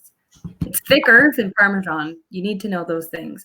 And what was the other thing recently? They were fighting each other as manatees. That was something that happened too. That was like Mortal Kombat, but manatees. BSK says he'd use paprika. I don't think paprika is going to help a skunk. I'm sorry. It's just not. Can I tell you a completely non-FPV story? Sure. We're already off the trail. We have, speaking of spices, Enoch, we have a dish in my house called crappy pepper chicken. Crappy pepper chicken. And the kids love it. My kids absolutely love it. So one night, my wife was feeling really bad. I was like, babe, just chill on the couch. I'm going to go cook dinner. And so I pulled out some chicken breasts. Like I used to actually work at a Greek restaurant, so I actually kind of know how to cook. Mm-hmm. And I have this mixture that I would throw on chicken, which is like black pepper, paprika, some garlic salt, olive oil, and some basil. Okay. And so I'm putting all this into a bowl. I've chunked my chicken. I'm putting this all into the bowl. And chunking my chicken is not a euphemism. And I start putting the black pepper in. And I undid the wrong thing and dumped like half the black pepper into the chicken. And my other son, Cole, was helping me. He was like, Dad, what do we do? I was like, we take as much of it out as we can and then we cook it. And so we cooked this like literally terribly peppery chicken, and my kids freaking loved it. But they loved it at the same time that they were like, oh, this is hot. I hate this. It was great. Anyways, okay, let's go back to FPV. That was a story. Yeah, that was a story. All right. I call it shit on a shingle. You what? I call it shit on a shingle. Corned beef and hash. And toast. Yep. Oh, God. Prince said Rotorite was cool when Steel was top dog. Again, I come back to my point of your sports teams change players. Rotorite changed players. It's a different team now. That's all. Same branding, different team. Doesn't mean they're not cool or their own thing. They're just different. Sherman was my favorite player on the Seahawks when he played on the Seahawks. Now he's a 49er, and I'm still a Seahawks fan. The delay on Michael's like watching an old kung fu movie. Have him do an old kung fu move. What kind of microphone? Yeah, that's not wax on, wax off. You're not getting anywhere. Oh, sorry. That was my best. Would be disappointed with you. Who would be disappointed with me? Mr. Miyagi would be disappointed with you. Yeah, I'm sorry. We're probably getting racist. That's not. No, we didn't. You didn't. No, nothing happened. I'm just saying. I'm probably doing things. Oh my God. Not kosher. Microphone you have to move on. Hoops got white girl delight. So apparently this is now a cooking episode. He's got white girl delight. It's frozen tater tots with frozen chicken nuggets with a can of cheese soup in the Instant Pot for 30 minutes. Okay, hold on. I have to respond to Plummet. Right now, hold on. We're going to stop everything. I'm going to respond to Plummet. Plummet, I will make you the best tacos you have ever had. Period. Oh, challenge accepted, Plummet. There you go. Now you guys got to get together. Okay. You take the masa corn flour, put a little bit of water in it. You put it into a press. Okay. You press that out. They got to be about that thick. You have about this much oil that's at a certain temperature. You fry the shells in the oil. Then you have to flip them and then put them together. And it is the best shell that you've ever had, to the point that I don't like tacos because I make better tacos than any taco I've ever had. So Plummet, if you come over. Are they true Mexican tacos or are they just Rollins That's tacos? That's like a legit Mexican way to make tacos. I mean, Enoch says you got to start mailing tacos now. Wait, I have a better idea. No. Whoa. I just had a brilliant plan. So, Michael Rollins, you're clearly trying to bring the community together. So, what you're going to now volunteer through me to do is you will now be going to the protest and cooking food for everybody at the protest. Okay, now look, that's what Michael just agreed to, everybody. That is literally, these tacos take so long to make. It's awful. They're so good though. I've made them like 3 or 4 times for my kids, and my kids were just like, "This is amazing." So, oh god, Seth, I agree with Seth. Soft tacos are better. I don't like the. Yeah, no, I agree with that actually, 100%. Seth, I know that you don't back down, but I will fight you. I will fight you on this one, and I will win. Prince, I think you should do that on your channel for sure. Do it as your Pessimo crew thing. Yeah, right, see, so let's talk. Taco, everyone just say soft or hard taco. Don't say soft or hard, please, because that's going a whole nother way we're not going today. Say soft taco or hard taco, just to give us a little and comment on the number of inches as well. Then we'll be good. I have a 4-incher. Yeah, you were voluntold that you will be cooking for everyone at the event at the protest. All right. Well, we'll see about that. Okay, so I want to talk to y'all about my naivety. Can you give me 1 minute first before you do that? Yep, just because there's a good comment I want to add, and then we're not going over it. Oh, yeah, go ahead. UFDA, which I'm assuming is Michael on the account, says Mike of War, with every wave of a crew, it evolves. I've watched the UFDA crew evolve multiple times. When you mix new faces, it changes the atmosphere, and our recipe is good right now. And that's exactly it. Things change. Sorry, go on about your being naive, please. Mike, hold on. I'm looking at Jack Foo's comment. Who started throwing trolls? I don't care. Seth says he'll eat your taco, but he doesn't want it crunchy.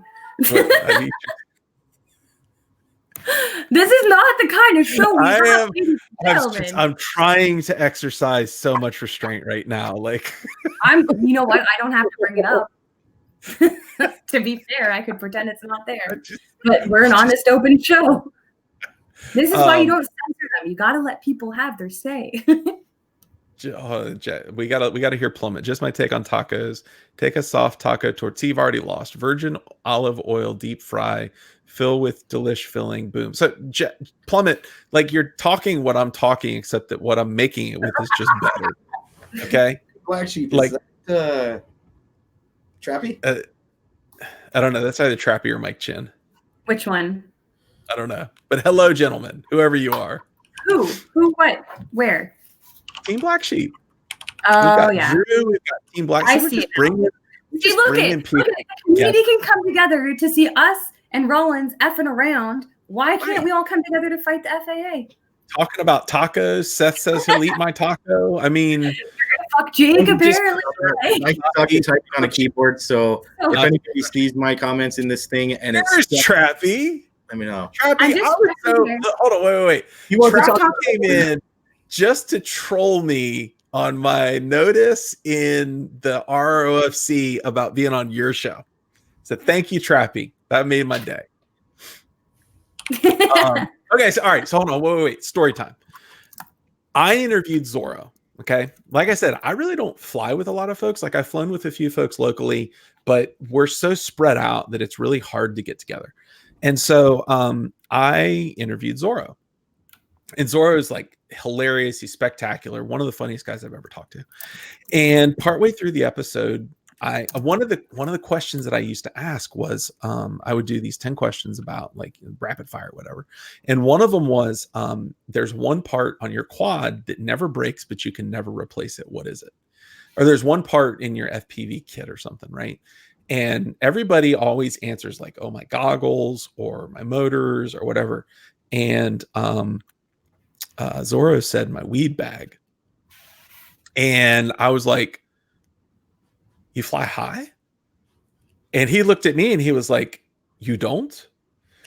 And all of a sudden, we had this long conversation about the stoner culture in FPV that I never knew about. Like, I don't smoke. I did it in high school. I kind of hated it. And it just didn't agree with me. So I haven't done it for a long time. And so Zora and I start talking about like microdosing and flying and all this like stuff that I was like, oh my God, like I can't even imagine flying high. Like, and Zora told this story about how one time he got all skeeved out because he was doing a building dive and he couldn't all of a sudden separate from being in the quad versus flying the quad. And it just totally, he flipped out. So then I interviewed Bot. And I was looking forward to Bot's interview a lot, like because Bot's just, he's hysterical. He's a good guy and he's funny. And like we're 4 minutes into the interview and all of a sudden Bot's rolling a blunt. Right? I'm like, this is so getting demonetized. Right? So Bot like throughout the whole interview, I think he went through like 2 or 3 blunts and you couldn't even tell. It was just like talking to someone normal. It was great. That is their normal, right? That's normal. Look, and Bot and I had some really good conversations about like, I mean, you know, his story about being a hobo and like actually riding trains and living on the road for 15 years and not having a house and then deciding he wanted to settle down and saving up enough money to buy this rundown place in Philly. I mean, it's kind of amazing. The dude hustles, but he makes it look like he doesn't. So I kind of like it. Anyways, all right, what's going on? I'm completely off track now. Trappy, I literally have never flown high ever. I don't know that I could. I would probably freak out. I probably would freak out. Tony Briz is volunteering that Trappy's going to give away a Tango 2 to a random person in the chat room typing TBS to be entered in the draw. And he's the only one that thinks TBS. I thought the Tango 2 didn't exist. Has it actually been released? I agree with Seth. Seth says, why is it weird? Not everyone gets the same kind of high. And is it weird if someone who's prescribed SSRIs fly medicated? It was weird. I just said I couldn't fly high. I mean, look, I mean, if you guys want to talk about meds, like I've been on some crazy stuff, right? But you all right, Jake? Sorry, I just found out that Real Steady Go now works with my Hero 8. Okay. Jake has been contributing an amazing amount to this interview. The whole time playing with Real Steady Go. Yeah, so Seth, seriously, like for real. I'm not judging. This is not like, I really don't care. If you want to fly high, go fly high. If you want to be drunk, be drunk. I don't think I could do it. Like I just couldn't fly high. I don't know what that would do to me. So that's I like how this is turning into a Trappy thing now. So Trappy, clearly you just need to come on the show, and I don't know what you're so afraid of. Right, but Seth was saying that he's been ready to buy that mod since IO, but Trappy's a goddamn tease. And I've already seen like 6 times now where people are saying, yeah, it's out in 2 weeks. It'll be here in 2 weeks. So I don't know. You kind of are the tease of FPV from what I've seen with products. I almost in certain ways better than a lot of the other people's are doing it or trying to do it. Some people I think are trying to build suspense. I think you're just hilarious. Some people, you got to build up the hype, man. Comment says he loves Flight 1 Falco X. Have you tried it? I have not. So, all right, legit. I'm still flying F3s from like 2016. I had an F4 that was from, I don't know, it was one of the nameless F4s from Pyroflip. I flew that for a little bit. I liked it. It burned up in an ESC fire. So I'm flying old gear. I haven't tried Falco X or anything. As a matter of fact, I hadn't even flown Beta Flight 4 until a couple days ago. So what's your whole setup then? Hold on one second. I got to do the AirPod dance. My whole setup is the one I've got one flying. It is a Clean Flight F3 board from I think 2016, but it's running Beta Flight. It was running Beta Flight 3.55. Now it's running Beta Flight 401 because they dropped support for F3 and 4.1. I can't tell the difference. I've got Rotor Riot Hype Train motors on there, and I fly Ethics S3 props, and the ESCs are, I can't remember. And then I've got my absolute favorite piece of equipment is the old RROSD. If anybody remembers that, it was one of the first OSDs that came out, and it was also a PDB. And this was before Betaflight or anybody had an OSD. And like the type things. The what now? Kind of like the Maytech boards where it was a PDB, but you can push your OSD through. But the Maytech boards were crap, and the RROSD was like amazing, and I still love it to this day. And one of the things that I've never understood is I've never had to put a cap on an RROSD board. Never had a problem with it. So I don't know.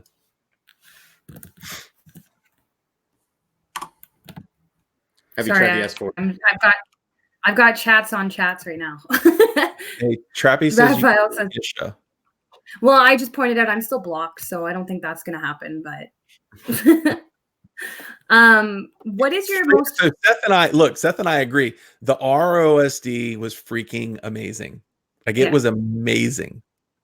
But what's your favorite setup right now? Like if you could only fly one frame and one setup for the rest of your life, what would you pick? The one frame would be the MQC Fusion, hands down.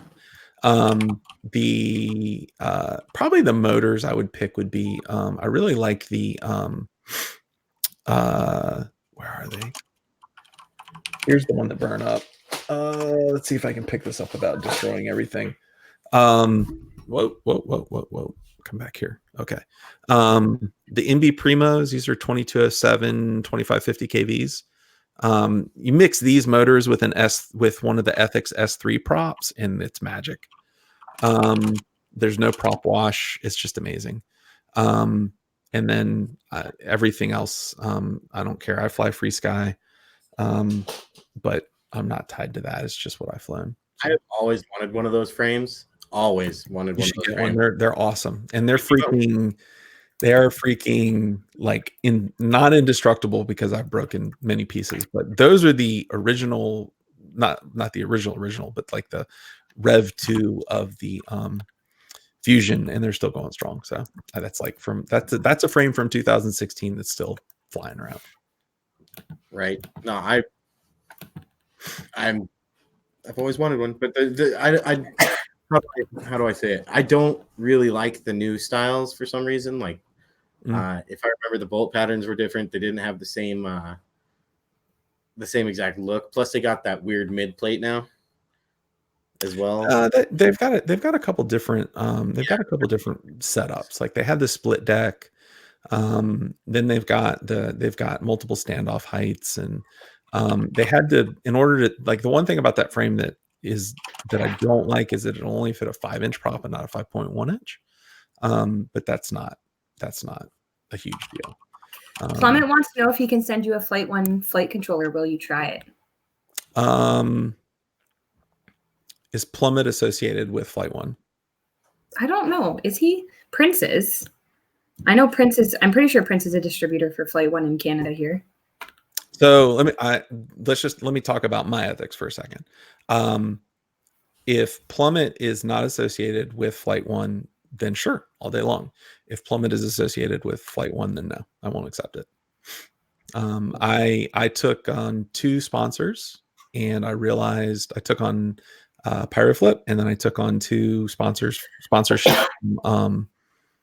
Rotor Riot, and quickly realized that in order to keep sponsors happy and also talk to people, I'd be compromising my ethics. And so as a result, I don't take sponsors from inside the industry, and I have to include not taking equipment either. So, Clement says he's not associated with him. He pays for it. Sure. What do you want me to do? Something in response? Mike's voice is, I get that. Funk says your voice makes him sleepy. I think you should totally do an episode where you read like Goodnight Moon, or make it FPV related, like Goodnight FPV, and do like a bedtime story video. FPV? Yeah. Can you do it? Ladies and gentlemen, tonight we're going to read Goodnight FPV. Yeah, there you go. That's it. Hold on. I gotta try. Yeah, they want you to do bedtime stories. All right, just give me 2 seconds. I gotta find What are you finding? Hold on, just wait. No playing audio. No, I'm not playing audio. Okay, good. To your thing on the sponsors there. Seth wants you to read a Dr. Seuss book. Right? I was okay. So Dr. Seuss, y'all can go listen to Chad Nowak read the places you'll go. It's on my channel. Yeah, it's on my channel. Chad Nowak. Actually, you're right. You're right. I did see that. Hold on, let's see. Prince, you missed the making fun of Rotor Riot. That already happened. The train has come and gone. We're moving on. All right. Are you guys ready? Yes.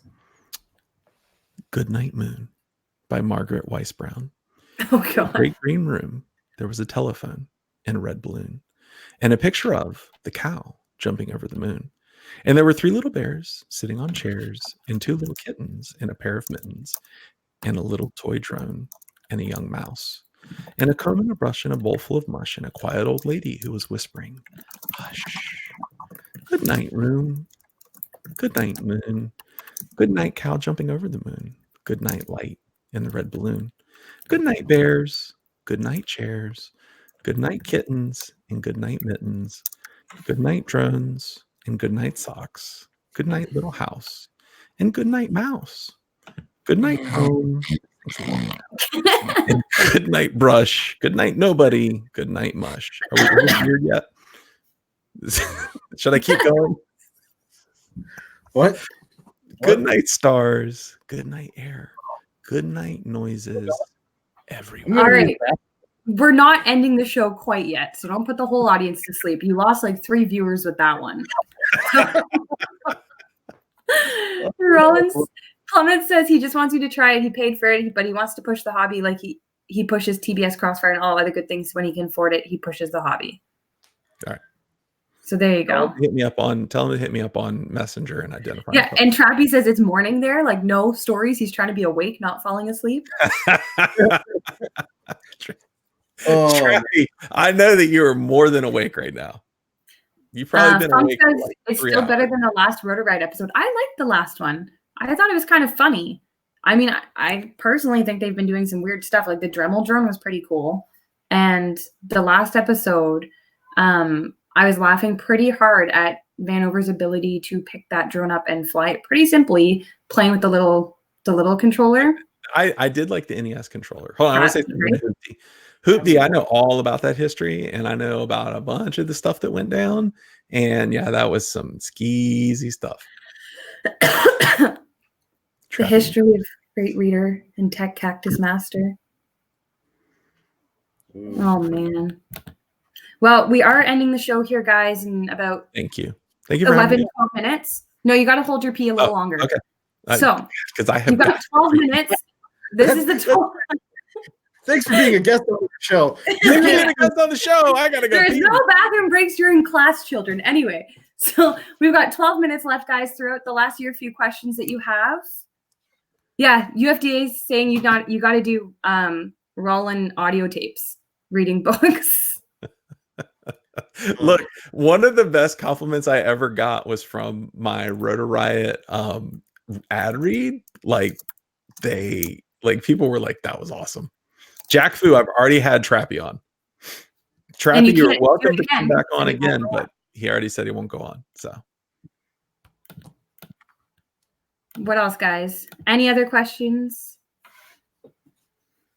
I'm seeing if I had any other ones. Don't forget also the UFDA protest is February the 29th at the FAA headquarters. You can do your part even if you can't go by buying one of their nonprofit shirts that's going to support their fight against the FAA, or you can go to their GoFundMe, which is what I did. Just it's easier for me, and send a donation their way. They are not picky. They don't care what you can or can't give. They just appreciate any help to fight the same fight.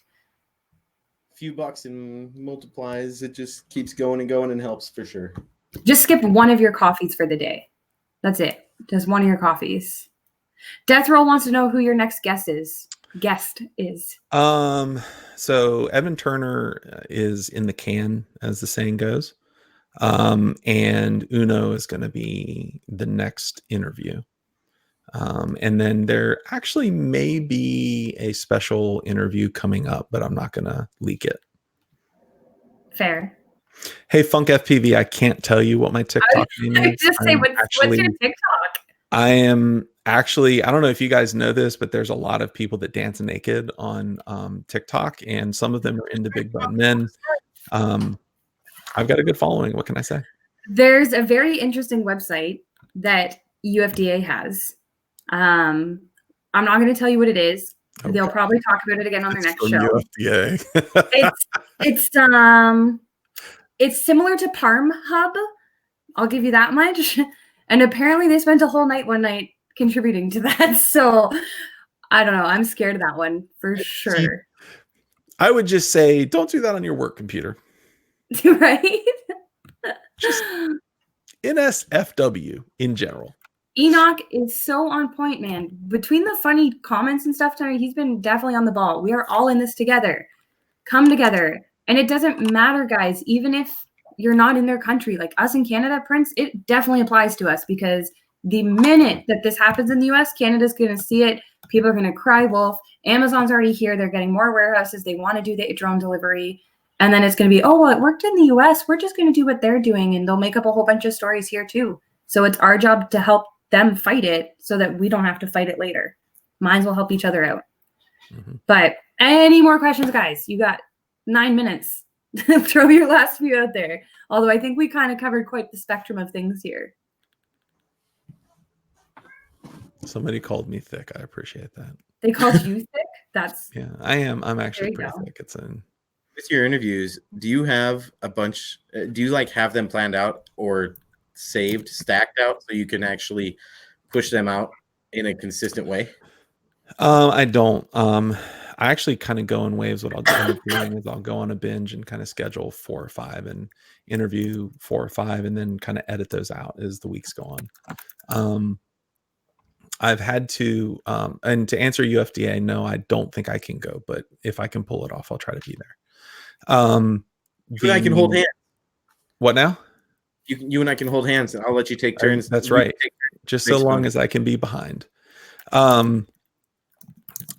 Seriously though, yeah. So a lot of times, I'll interview like anywhere from 2 to 4 people in a week or 2, and then kind of put those out over the next month, and then interview 2 to 4 people again, and it just kind of keeps going. Okay, so I was wondering how that went, because I hear with algorithms and all that stuff, you got to kind of keep it consistent. So, I'll tell you what, I got bit by the algorithm by the Chad Nowak suicide video. You did. It bit me pretty hard. I got demonetized. That one I knew was going to get demonetized. What I did not expect was that everything past that would also be demonetized, and I would have to request review, at which point it would be remonetized. And the end result is that I used to upload on Saturdays, and now I have to upload on either a Thursday or a Friday. That makes sense. UFDA is going live on Parm Hub after our show, but I know Chad Miller's got his show coming on too. What did Funk say to you now? Funk's peeing and he might poop too. That'd be great. Oh, he's making me jealous, trying to get you to live vicariously. Yeah. So to summarize tonight, guys, we've got the UFDA protest. I think that's the most important thing, other than making your comments right now, sending your comments to your counselors, getting the schools involved, getting the other teachers involved that can teach economics and stuff that have to do more with debates. Even get the debate kids involved. Why not? Get more comments. And go to the protest February 29th at the FAA headquarters, where Michael Rollins will be cooking food for everybody. And then you're going to be flying kites and having a good time. And it's going to be a polite, informative protest session. And if you can't do that, at least help them out. Check out their nonprofit shirts. Please don't support Reckless FPV and all these other people buying and producing shirts that don't even live in the US and that are not benefiting this at all by buying one of their shirts. Give the money where it belongs, to the FAA fighters, which is the UFDA crew. I posted the link again there. All the links will be in the comments, or the description, sorry, at the end of the video when YouTube lets me edit them. But thank you, thank you, thank you. Please, please, please, please make your comments. Michael, thank you for coming on. Thank you for having me. This was fun. Quite a rowdy night. So hopefully it wasn't too bad for you. No, not at all. We didn't even get deep into like. Yeah, it could have been much worse. Yeah, we ask some risky, hard questions, but we try not to be offensive, right? That's the end of it. I told you. I'm an open book, or I'm not going to answer one of my last question for you, then, Michael. Go ahead. I want you to ask yourself one of the hardest questions you thought we would have asked you.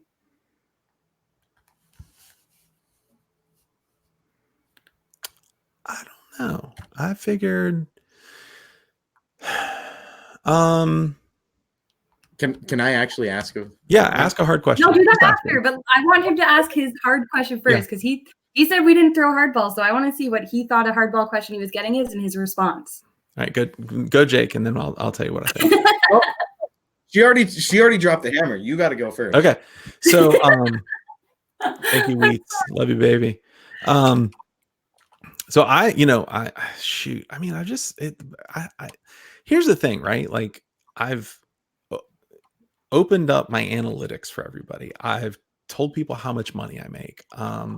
I could have expected something about, monetization, whether or not you think that's ethical. I could have, in which case I would have said, yeah, absolutely. Like everybody needs to make a living. I'm not making a living on this, but YouTube certainly helped pay for a little bit of Christmas. But I don't know of any questions that I'm like afraid of. Does that make sense? Yeah, that's fair. If you have a question that you think I'm afraid of, ask it. Okay. Like, has anybody got a question that they think I might be afraid of, and ask? I want to know. Yep. And this goes back to the mental health and everything. Yep. I want to know, what effect do your interviews actually have on your mental status? That's a good question. My interviews have periodically been extraordinarily destructive to my mental health. The first few shitstorms that I had to weather were pretty catastrophic. And it was very, very hard to figure out how to deal with them, how to handle them, how to wrangle them, how to handle my response. I learned a lot. And the first thing I learned is don't panic. But yeah, I can definitely say that even today, some guy commented on one of the Maddie interviews where Maddie and I'm talking to Maddie Durant. We all of a sudden start diving into anxiety and things like that. And some guy commented and he was like, hey, I got an idea. How about you not interview people with mental illnesses? And he said mental problems. And I responded, I wanted to just kind of like respond basically, fuck you. Like, you can go to hell, damn it. But I metered my response and I said, listen, there's a lot more people in this industry that are dealing with this than you think there are. And comments like this are what drive them underground. And what you're actually doing is causing people that need help to be afraid. Now, whether the guy would hear it or whether he would even respond, I have no idea. I haven't gone back to look and see if he said anything. But yeah, that's pretty much it. The last question of the night. Yep. Funk, I'm pretty sure, is the one that asked. Okay. I really don't care. Boxers or briefs? Boxer briefs. Okay, look. Here's the deal. Tidy whities, they're just not my thing. It's not a good look on me.